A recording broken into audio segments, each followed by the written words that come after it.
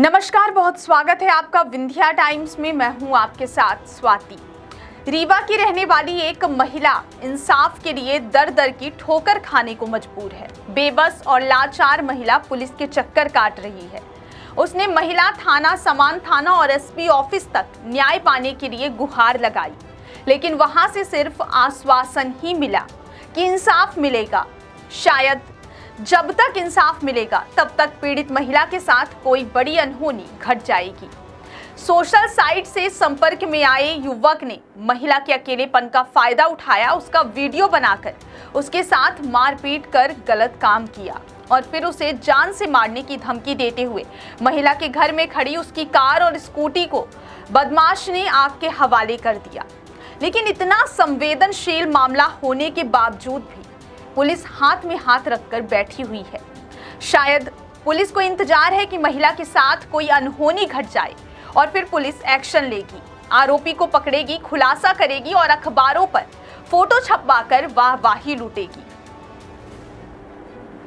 महिला अपराध रोकने के बड़े बड़े दावे किए जाते हैं, महिलाओं को सशक्त बनाने की बात की जाती है, लेकिन वास्तव में पुरुष प्रधान भारत देश में आज भी महिला लाचार, बेबस है।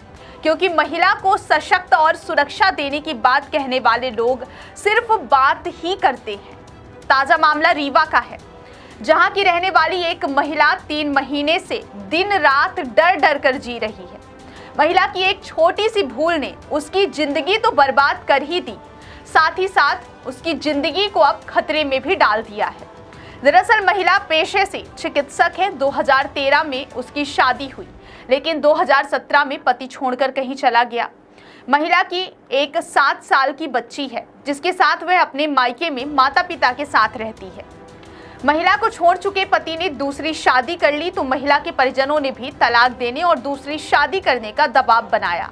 तो महिला ने मैट्रिमोनियल वेबसाइट में रजिस्ट्रेशन कर लिया, जहां उसकी मुलाकात गुजरात के कच्छ जिला निवासी देवशीर राजा भाई से हुई। दोनों की बातचीत शुरू हुई, दोनों एक दूसरे के काफी करीब आ गए। युवक ने महिला को गुजरात बुलाया, लेकिन महिला के पिता की तबीयत खराब होने और इलाज के लिए बाहर जाने की बात बताते हुए जाने से मना कर दिया।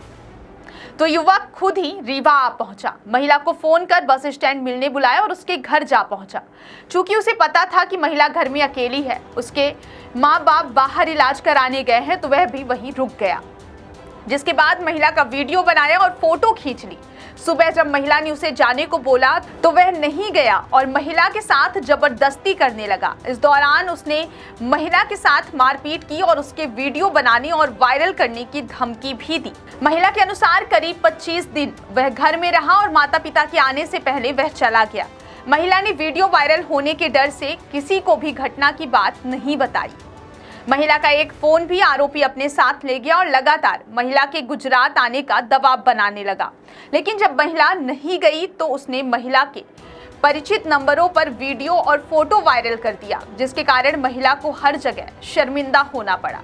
इसके बाद भी आरोपी नहीं रुका और महिला के घर के बाहर खड़ी गाड़ियों को आग के हवाले कर दिया और लगातार जान से मारने की धमकी दे रहा है। जिसके बाद महिला पुलिस के पास पहुंची, लेकिन उसे कोई राहत नहीं मिली। 3 महीनों से महिला जिल्लत भरी जिंदगी और डर के साए में जीवन जीने को मजबूर है। आइए सुनते हैं पीड़ित महिला के साथ एसपी विवेक सिंह को, पूरे मामले पर उनका क्या कुछ कहना है। रीवा से मनीष दाहिया की रिपोर्ट। मैं रीवा की रहने वाली हूँ। मेरी शादी 2013 में हुई थी, लेकिन मेरे हस्बैंड ने शायद दूसरी शादी, मुझे पता चला कि दूसरी शादी कर ली। तो घर वालों के कहने के अनुसार मैंने डाइवोर्सी मैट्रिमोनी में आईडी बनाई। वहीं पे मेरी मुलाकात तो देवसी सुंदरवा, जो कि पेशे से शिक्षक है, गुजरात का रहने वाला, उससे हुई। तो हाँ, गवर्नमेंट शिक्षक है। तो 10-15 दिन मुझसे उससे बात हुई होगी और पहले तो बहुत अच्छे से सभ्यता से बात कर रहा था मुझसे, तो मुझे थोड़ा सा उसका नेचर ठीक ठाक लगा। फिर उसने नॉर्मल मिलने की जिद की और इसी बीच मेरे पापा की तबीयत बहुत ज़्यादा ख़राब हो गई थी। तो मेरा भाई और मेरी मम्मी उनको लेके दुर्ग में इलाज के लिए छत्तीसगढ़ चले गए। यहाँ पे बस मैं और मेरी बेटी थी। तो वो मुझे लगातार गुजरात बुला रहा था मिलने के लिए। मैंने जब मना किया कि मैं नहीं आ पाऊँगी, तो वो खुद रीवा बोला कि मैं ही आ जाता हूँ। फिर वो रीवा आया। पहले तो नॉर्मल वो बोला कि मैं सिर्फ मिलने आ रहा हूँ। रीवा आया फिर यहाँ पे उसने बताया कि मेरे कुछ फ्रेंड हैं, मैं उनके यहाँ रुकूंगा और बस मिल के मैं चला जाऊँगा। लेकिन वो यहाँ पे आया और उसके बाद मेरे घर आया, मेरे साथ ही आया।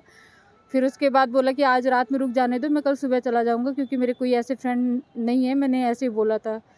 फिर वो रात में रुक गया नॉर्मल। उस दिन तो उसका नेचर ठीक-ठाक था और जो भी था थोड़ा-सा मैं इमोशनल, मतलब उससे उस दिन भी क्या हुआ, वो मिठाई वगैरह लाया था, वो मुझे याद भी नहीं था, मैंने खाया और मुझे उसके बाद का बहुत याद नहीं आ रहा है। फिर सुबह मेरी नींद खुली तो मैंने उसको जाने के लिए बोला, तो उसने बोला कि मैंने तुम्हारी वीडियो वगैरह बना ली है। अचानक से उसने मुझे दिखाया तो एकदम से मैं डर गई। मेरे अश्लील वीडियो सोते वक्त, क्योंकि मैं नाइट सूट में सो रही थी, तो मेरे गाउन वगैरह ऊपर करके और भी उटपटांग तरह की वीडियो फ़ोटो वगैरह वो कर लिए थे, तो मैं उसका फिर विरोध नहीं कर पाई। उसके बाद से एकदम से उसका नेचर अलग हो गया, वो मारपीट गाली गलौज टाइप से। फिर उसके बाद से रोज़ ज़बरदस्ती सब कुछ कर रहा था मेरे साथ, और मैं और मेरी बेटी घर में अकेले, कोई था नहीं घर में। ये लगभग 1 महीना जब तक मेरी मम्मी आ नहीं गई घर, तो ये 27 तारीख को मेरी मम्मी पापा को लेके घर आई, तो ये 27 तारीख को लगभग 10 बजे फिर यहाँ से निकल गया है। इसी बीच इसने मेरा मोबाइल था तो वो तोड़ के ये अपने पास रख लिया, मतलब ले ही गया, मुझे दिया नहीं, तोड़ के लड़ाई झगड़ा वो करके मेरा मोबाइल ले गया। फिर उसके बाद से वो मुझे लगातार बोला कि तुम गुजरात आओ। जब मैंने मना किया तो उसके बाद से ये सारे मतलब धमकी देना शुरू कर दिया कि मैं सब जगह वायरल कर दूँगा। तो पहले तो नॉर्मल फ़ोटो वगैरह वायरल किया, फिर उसके बाद ये मेरी अश्लील वीडियो और ये फ़ोटो जितनी थी, तो ये लगभग 24 अप्रैल को इसने सब जगह वायरल कर दी। उसके बाद ये लगातार मुझे धमकी फिर भी देता जा रहा है, अभी भी है, मतलब रिकॉर्डिंग है मेरे पास, धमकी देता जा रहा है। और अभी 2 मई को मेरी कार जलवा दी, परसों मेरी स्कूटी जलवा दी, यानी 18 तारीख को मेरी स्कूटी जलवा दी। और मैं शिकायत तो कई जगह कर रही हूँ, लेकिन अब समझ में नहीं आ रहा कि कार्रवाई नहीं हो रही कुछ। हाँ, ये सारी घटनाक्रम शुरू हुए, मतलब आपकी मुलाकात हुई, बात हुई, कितने महीने बीत चुके हैं इस दरमियान? ये घटना जैसे फरवरी से मैं भटक रही हूँ, मतलब मैं दौड़ना शुरू की हूँ फिर शिकायत के लिए। उसके कितने दिन पहले? जैसे जनवरी तक 27 जनवरी को तो गया ही मेरे घर से। उसके बाद से 2-3 दिन बाद से मुझे मतलब परेशान करना शुरू कर दिया। तभी से मैं आप कब शिकायत करवाई है पहली बार? मैं महिला थाना, फर्स्ट टाइम महिला थाना गई थी, तो वहाँ पे आवेदन दिया, और साइबर थाना वहाँ भी गई मैं।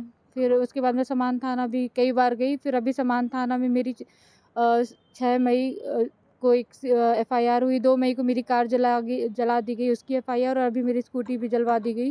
तो ये 18 मई को मतलब ये तीसरी FIR हुई है। और अभी अब मुझे जान से मारने की वो धमकी भी दे रहा है कि शायद मरवा भी देगा। तो अब वही मुझे दोनों गाड़ियों को जलाने की फुटेज है आपके पास? हाँ, मेरे पास सब कुछ है।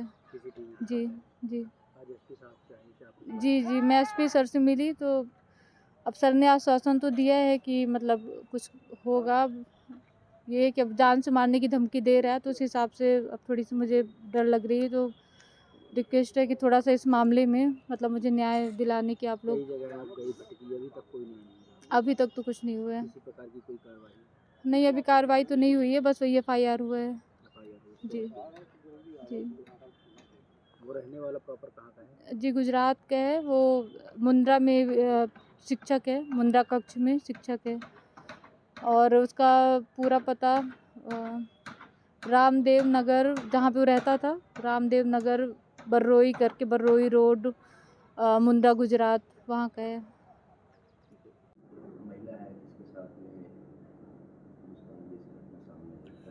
एक थाना समान क्षेत्र में एक महिला निवासरत है, और जिनके साथ एक व्यक्ति के द्वारा दुष्कर्म करने की उन्होंने रिपोर्ट किया है, और जिसके बारे में आरोपी के बारे में बताया कि उसकी सोशल मीडिया और अन्य प्लेटफॉर्म से, ऑनलाइन प्लेटफॉर्म से उनके बीच में बातचीत हुई थी, और फिर उसने बातचीत का फ़ायदा उठा के मिला और उसके बाद फिर उसके साथ दुष्कर्म किया था, और जिसके आधार पे उनके कथनानुसार इसमें हमने कायमी की है, और कुछ वीडियो भी वायरल किए हैं, ऐसी जानकारी महिला ने दी है, जिसको भी हमने साक्ष्य के रूप में रखा है, और इसके आधार पे उसमें तत्संबंधित धाराओं में उसमें हमने कायमी करके उसके खिलाफ विवेचना जारी है, और जल्दी उसको गिरफ्तार किया जाएगा।